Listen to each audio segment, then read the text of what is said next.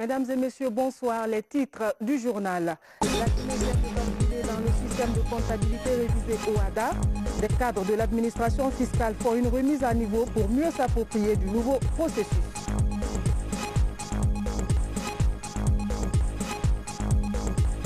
Dossier viande avariée, accusé à tort ou à raison, la douane nationale se dédouane. Les soldats de l'économie déclarent que la viande en question était consommable avant sa vente. Les précisions, c'est dans un instant. Et puis, la direction générale de la SEC s'inquiète des eaux non facturées qui constituent une perte énorme pour la société. Des cadres et agents donnent des explications et envisagent des mesures correctives. Mesdames et messieurs, bonsoir. Le président de la République a procédé ce samedi au lancement des activités du mouvement Jeunes Dames Leaders. Ce mouvement se fixe pour objectif l'accompagnement du chef de l'État, professeur Alpha Condé, dans l'accomplissement de ses ambitions de développement pour le pays. Compte rendu, Ibrahima Keïta.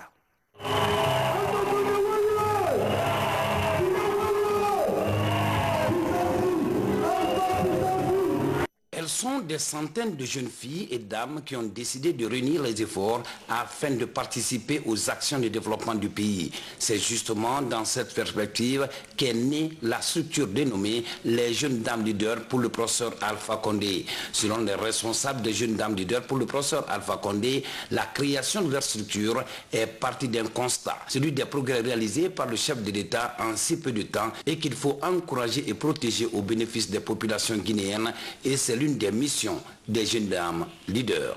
Cette structure qui vous reçoit cet après-midi se fait pour mission de vous accompagner jusqu'au bout dans la réalisation de votre ambitieux programme de développement socio-politique et économique de notre cher pays. Cette ambition est aussi celui de mettre ensemble autour de vous toutes ces femmes et tous ces jeunes convaincus du bien fondé de la politique pour l'amélioration de leurs conditions de vie depuis votre avènement à la magistrature suprême.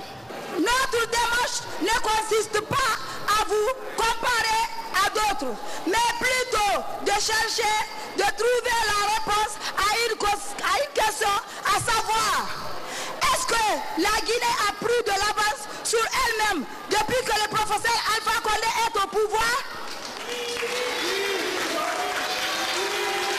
Au regard des actes posés, permettez-nous, Excellence Monsieur le Président, de vous dire que les Guinéens n'auront pas à trouver mieux. C'est pourquoi vous méritez surtout de la part de nous, les femmes de Guinée, auxquelles vous avez réservé une place de choix dans votre politique de développement, d'être soutenues, encouragées contre vents et marées. C'est autant dire, Excellence Monsieur le Président, que la structure Jeunes Dames Leaders est créée pour soutenir vos efforts de promotion de la femme guinéenne. À travers elle, un accompagnement sans réserve à la mise en place d'un cadre idéal d'émergente d'une nouvelle génération de jeunes dames leaders, capables de transformer les opportunités que vous offrez aux femmes en de véritables moteurs de développement. Le président de la République, le professeur Alpha Condé, a tout d'abord remercié et félicité les Jeunes Dames Leaders pour cette initiative. Selon le chef de l'État, elles doivent davantage s'impliquer dans les actions de développement pour mieux jouer leur partition dans le développement du pays. On dit toujours que ce que femme veut, Dieu veut. Les femmes l'entendent. Alors, lorsque les jeunes dames décident de prendre leur destin en main, nous ne pouvons qu'être heureux parce que les femmes ont beaucoup de combats à mener en Guinée. D'abord, le premier combat, c'est à l'égard de vos sœurs qui subissent beaucoup de conséquences de nos traditions qu'on doit changer. L'excision, les mariages précoces, les mutilations, etc.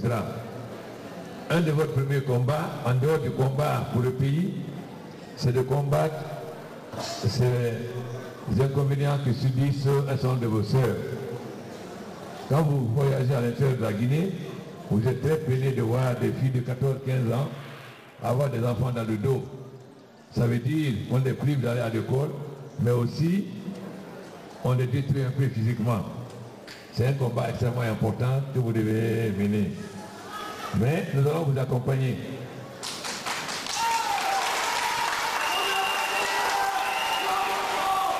Dans quelques jours, ça va être la fête des femmes. Donc je vous demande de vous mobiliser massivement. Moi-même, je vais vous donner 1000 pagnes indigo afin que vous puissiez...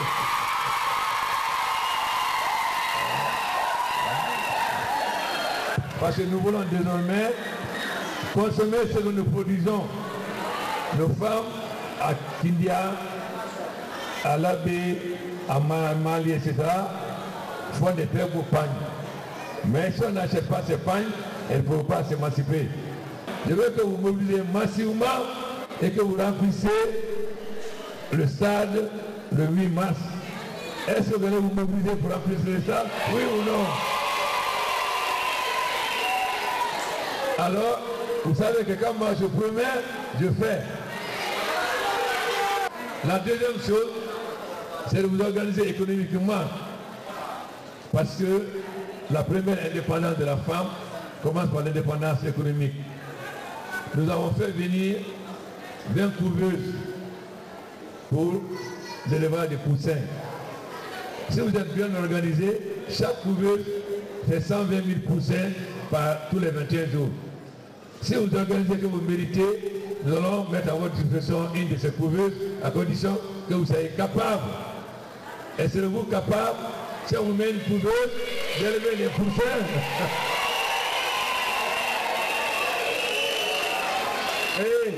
Et pas seulement dire oui et ne pas le faire.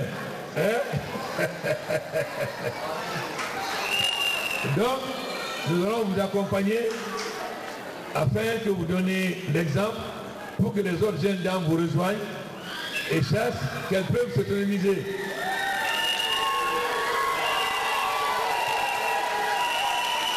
Bien sûr, Bobodi ne va pas être très content. Parce que quand la femme a son indépendance économique, elle ne dépend plus de l'homme. Mais c'est ça que nous voulons. La femme, comme disait Aragon, c'est notre moitié du ciel. Le ciel sans sa moitié n'existe pas. Mais aussi, si je donne maintenant 10 millions à Bobodi, en simplement, en bas, il n'est pas le frère, c'est qu'il n'a rien fait.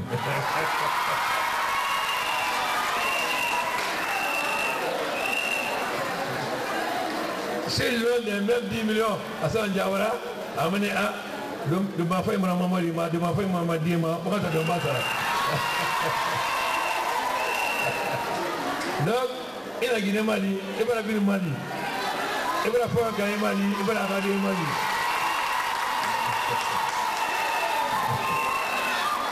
Ensuite, il va la Guinée, nous sommes au nom du Tana, Guinée Walima. Qu'est-ce qu'il y a derrière? C'est pourquoi nous avons créé les MIFA et aujourd'hui nous avons engagé beaucoup d'actions pour accompagner les femmes, non seulement dans l'agriculture mais aussi dans l'artisanat. Car les femmes guinéennes travaillent beaucoup mais n'étaient pas accompagnées.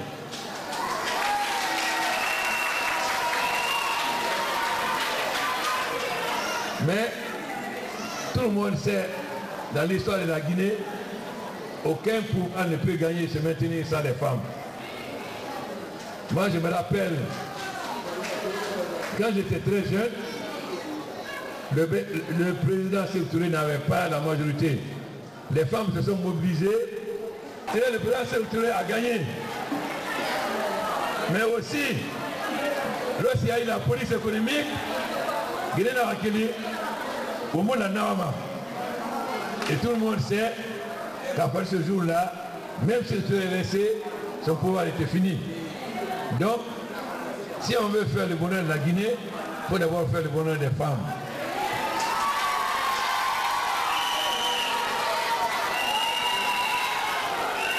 Alors, nous allons accompagner les femmes, particulièrement les jeunes leaders, à condition que vous preniez en charge l'émancipation de vos sœurs qui ont eu moins de chances que vous, qui n'ont pas pu aller à l'école, qui n'ont pas pu s'émanciper. Est-ce que vous êtes engagé à ça?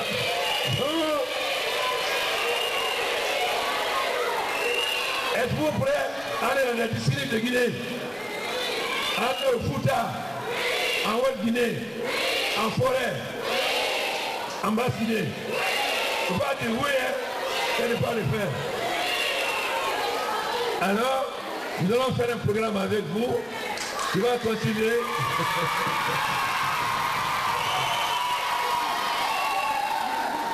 Et on va mettre sur les routes, pas seulement sur les routes goudronnées, mais aussi sur les pistes à l'intérieur du pays. On va voir si vous pourrez aller sur les pistes. Nous allons vous accompagner. Est-ce que vous avez une caisse?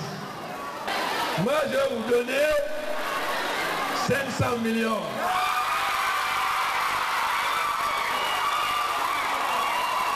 Le lancement de ce mouvement, les jeunes dames leaders de Guinée, a été marqué par la prestation de quelques artistes de la place. Et les jeunes dames leaders ont, à leur manière, dit merci au président de la République.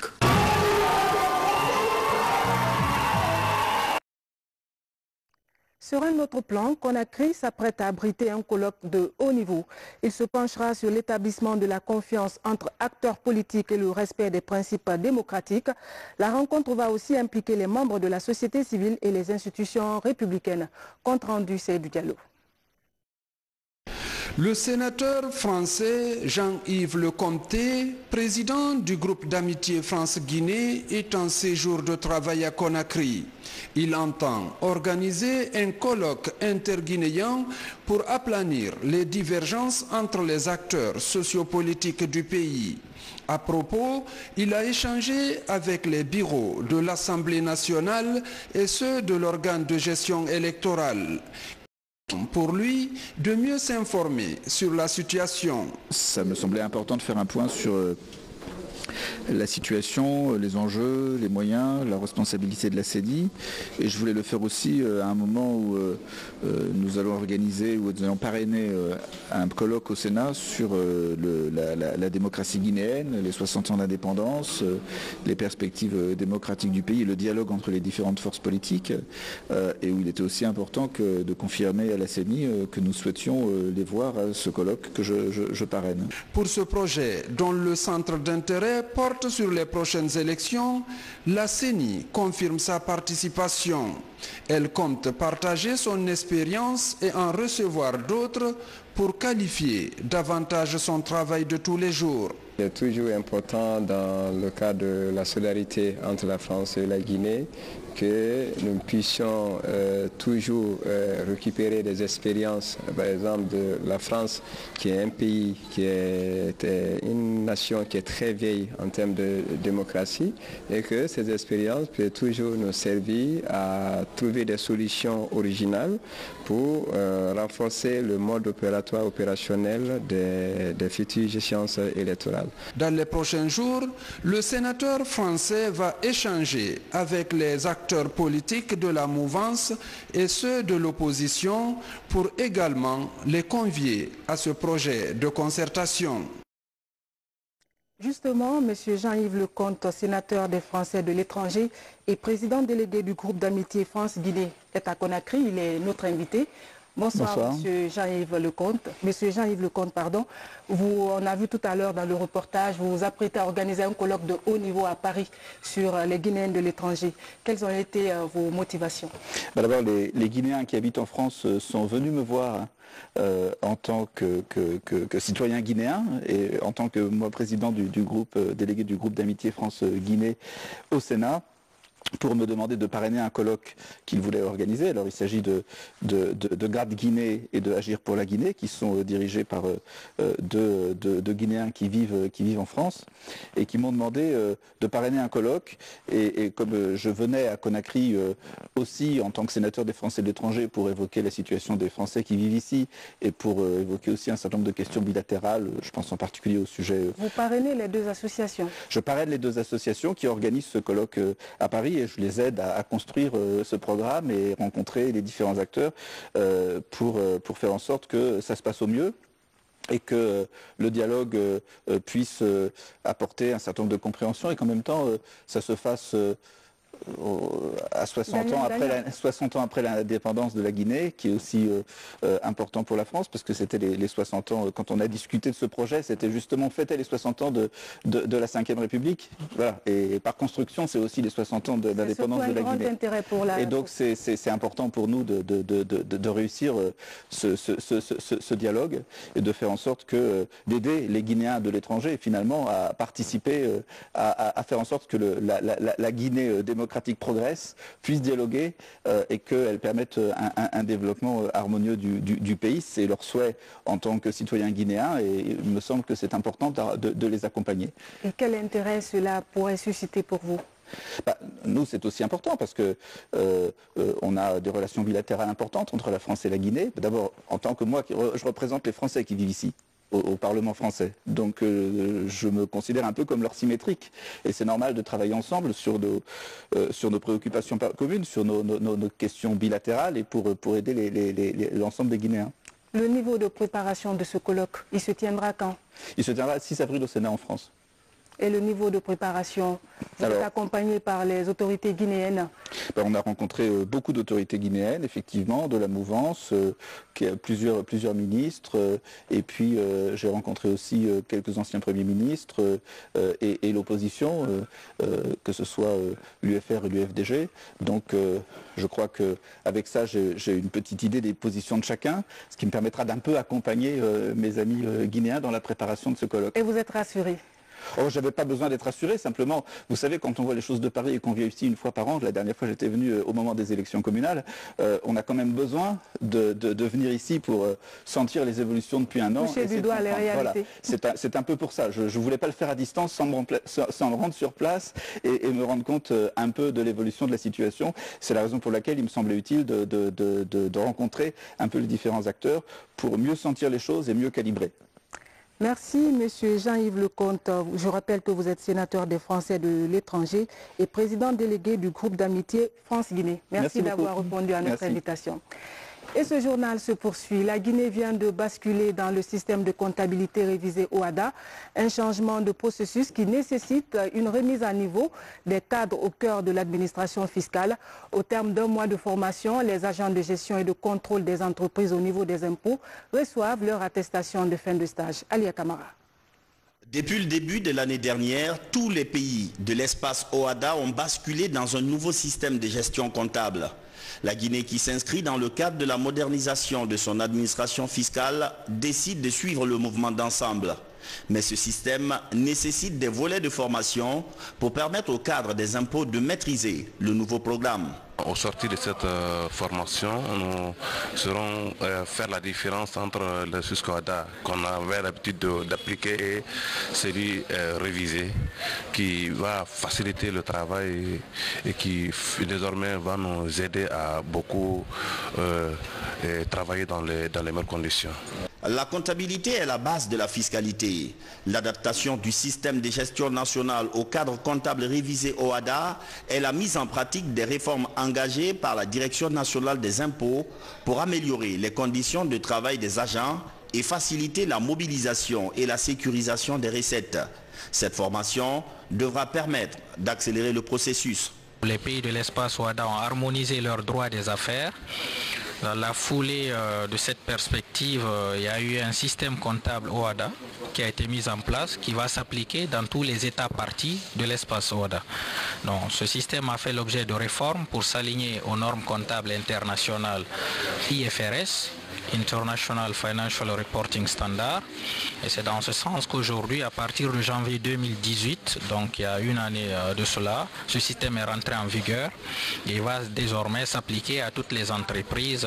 Ce programme de formation est financé par l'Union européenne. Il prend en compte 3 composantes pour une mise à niveau complète et rapide des agents de l'administration fiscale.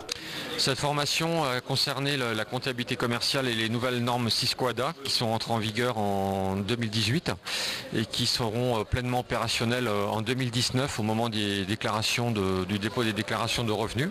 Donc les agents seront mieux armés pour traiter ces déclarations. Un autre module est prévu dans les prochains mois. L'objectif est de permettre à la Guinée de s'inscrire dans un système de gestion harmonisé à l'échelle internationale. Dans le même registre, le plan d'action exercice 2019 du ministère du Budget a été validé cette semaine à Kindia. Une retraite de 20 jours qui aura permis aux participants venus des directions du département de se pencher notamment sur les résultats des activités menées en 2018 en termes d'acquis et de faiblesses, mais aussi sur l'élaboration du document de planification pour l'année en cours. Reportage Mamadi Gassama.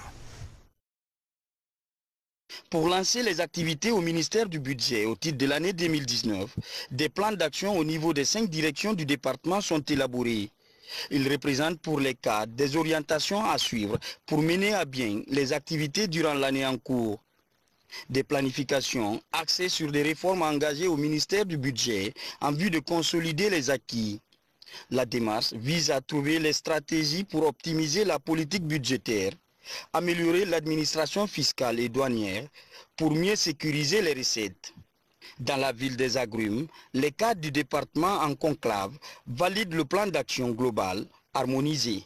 Nous faisons cette retraite pour essayer de comprendre ou de déterminer quels sont les objectifs qui les avaient été fixés l'année dernière, quels sont les objectifs qui ont été atteints, pourquoi certains objectifs n'ont pas été atteints et quelles sont les mesures de correction à envisager. Et après tout ça, tous les plans d'action des directions seront agrégés en un plan d'action global du ministère pour que l'année prochaine, les résultats, aussi bien dans la mobilisation des recettes que dans la sécurisation des recettes, dans la qualification de la dépense publique, puissent être beaucoup plus efficaces qu'elle l'a été jusque-là.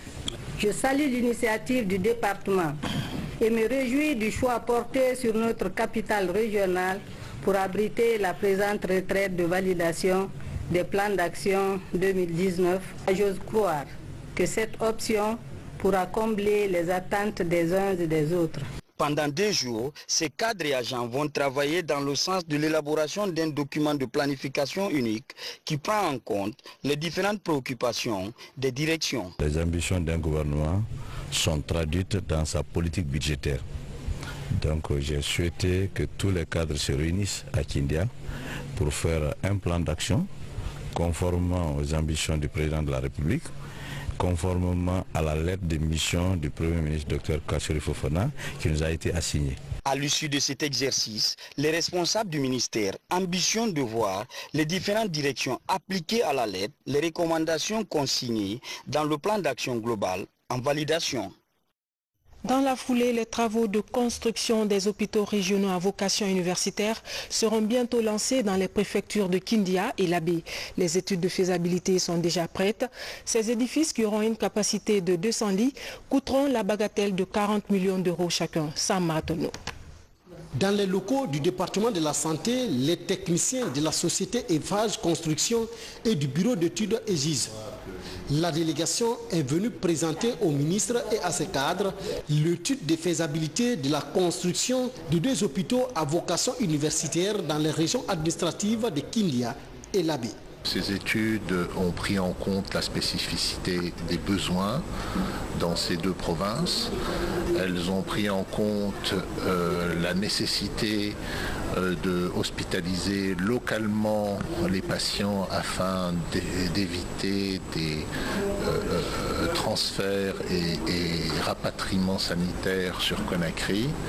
Et elles devraient pouvoir offrir à la population de ces régions des établissements modernes capables de soigner des pathologies courantes en médecine générale, en médecine mère et enfant, en petite chirurgie et en imagerie médicale. Selon le rapport de ces experts, les travaux de construction et d'équipement de ces hôpitaux pourront coûter près de 40 millions d'euros chacun.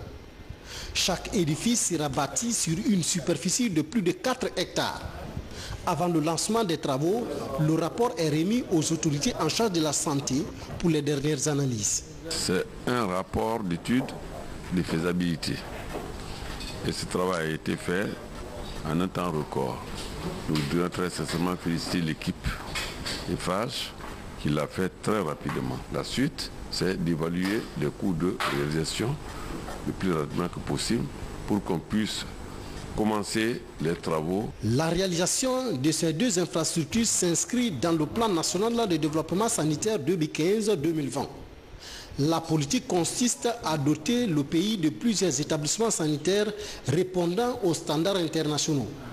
Les travaux de construction de ceux de Kankan et Zérekori sont maintenant en cours. C'est une affaire qui défraie la chronique depuis quelques jours à Conakry. La saisie d'une grande quantité de viande avariée par les services du colonel Tchekro dans un conteneur frigorifique à Kaloum. Comment la marchandise s'est-elle retrouvée sur le marché? Notre équipe de reportage était hier à la douane nationale pour en savoir un peu plus. Les soldats de l'économie nationale déclarent que la viande en question était consommable avant sa vente. C'est une enquête réalisée par Alpha Isiagaba. La découverte fut surprenante et a défrayé la chronique depuis quelques jours. La viande de vache et de poulet déclarée pourrie par les services spéciaux. Pourtant, le propriétaire de cette quantité appartiendrait à un grand restaurateur de la capitale. Dans son entrepôt ici à Kaloum, un conteneur frigorifique contenant de la viande de diverses natures. La date d'expiration est dépassée et le propriétaire risque de payer lourd, même s'il est difficile pour lui d'assumer. La viande pourrie, pourquoi elle était trouvée chez moi? Le conteneur de viande qu'ils ont trouvé ici, ils ont de 2020. Deuxièmement, les restes des débris qui sont là. Quand la douane a vendu Kaba, le conteneur, il a envoyé pour Sitoko chez moi, ils ont trouvé que c'est des hausses. La douane a promis qu'ils vont le rembourser. Donc c'est eux-mêmes qui l'ont dit de chercher ou Sitoko le conteneur jusqu'à qu'on les rembourse et ils vont jeter. La situation est tellement claire qu'on n'a même pas question, on n'a pas besoin de se poser la question. Ici, le stock que vous avez vu là, le conteneur, c'est pour 2 personnes, 2 groupes. Premier groupe, Moribo. Deuxième groupe impliqué, c'est Habib et Kaba, qui sont activement recherchés par mes hommes.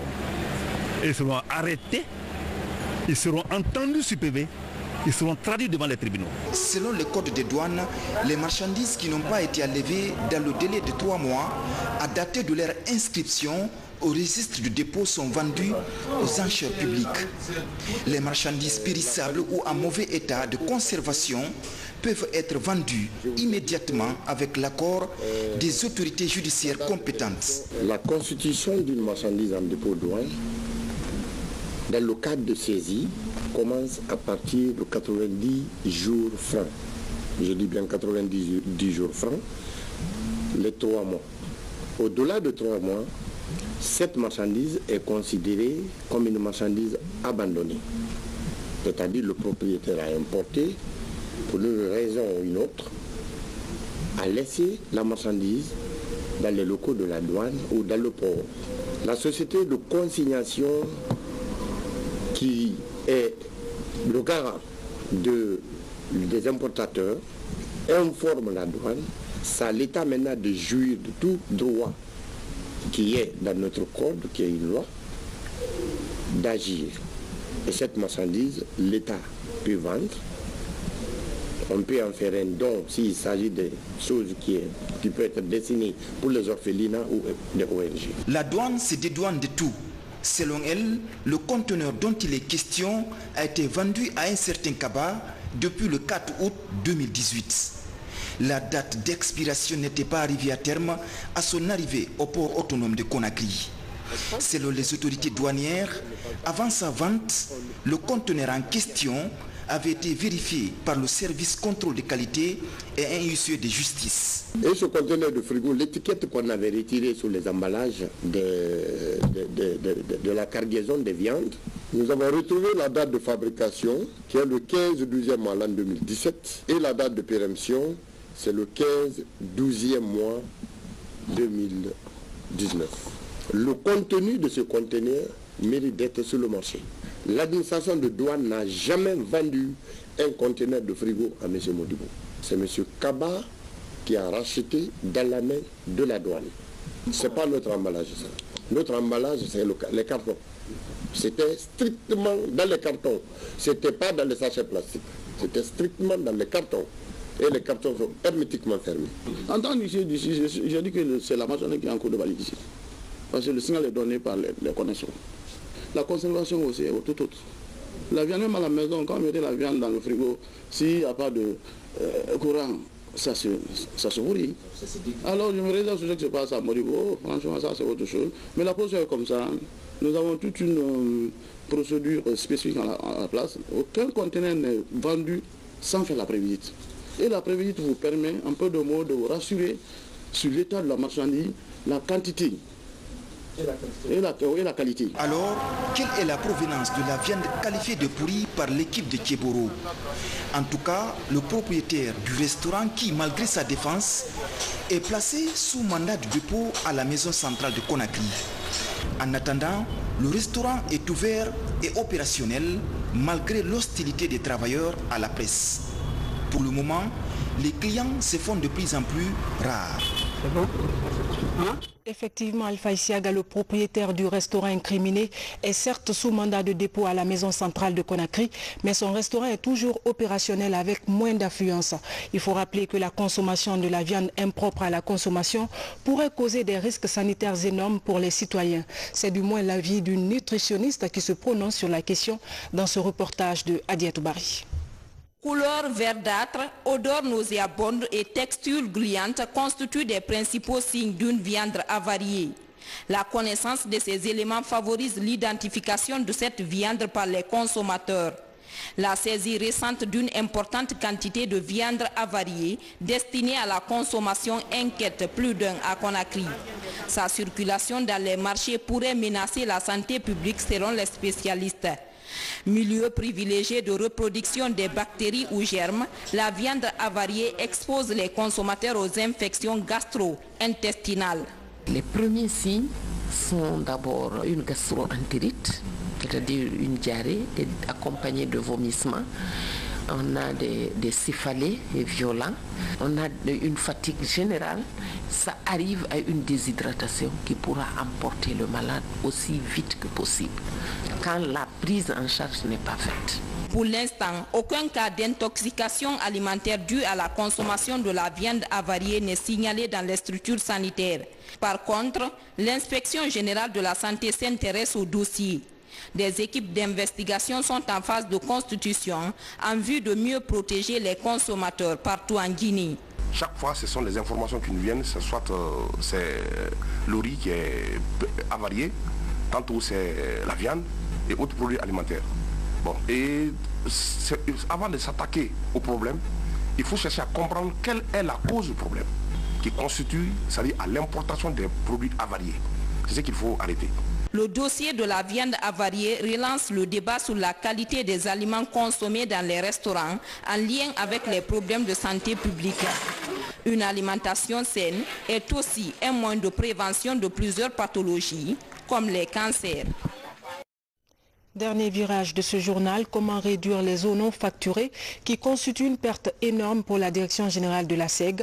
Inquiète, elle a réuni une cinquantaine de ses cadres et agents de terrain pour expliquer les raisons de ces pertes et envisager ensemble des mesures correctives. Nabi Kamara.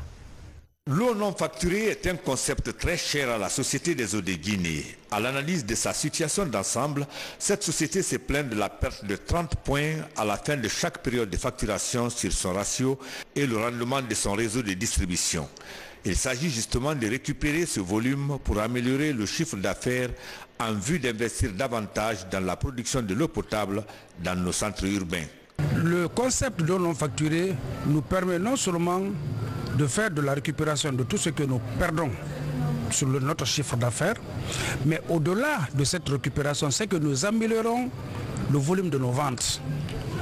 Une fois que ce volume des ventes est amélioré, passé en recouvrement avec tous les concepts, avec tout ce que nous sommes en train de mettre aujourd'hui comme effort de recouvrement, ça nous permettra de nous procurer vraiment de beaucoup d'argent pour nous permettre de mieux entretenir notre réseau de distribution, de mieux entretenir nos équipements et de se projeter même en termes d'investissement dans des localités qui sont en manque d'eau. Les eaux non facturées sont causées par les fuites sur les installations techniques et leur vétusté, le sous-comptage, le manque de compteurs, les erreurs de traitement des données pendant la facturation et les fraudes. Au cours de ce conclave de la Direction générale de la société avec ses cadres et techniciens de terrain, ce concept d'eau non facturée a été largement développé par les experts en la matière. L'eau non facturée, c'est toute eau dans laquelle la société a investi pour potabiliser pour la clientèle et qui n'a pas été facturée à la clientèle, qui a été perdue. Pour y remédier, il faut renforcer les capacités du personnel de l'entreprise. Il faut faire des audits pour comprendre exactement où et comment les eaux se perdent. Il faut élaborer des plans d'action. Il faut investir pour mettre en œuvre les plans d'action et il faut suivre les résultats obtenus. Owo Koulemou et Koli Kamara ont suivi des formations intenses sur le diagnostic des eaux non facturées à Abidjan et à Ouagadougou.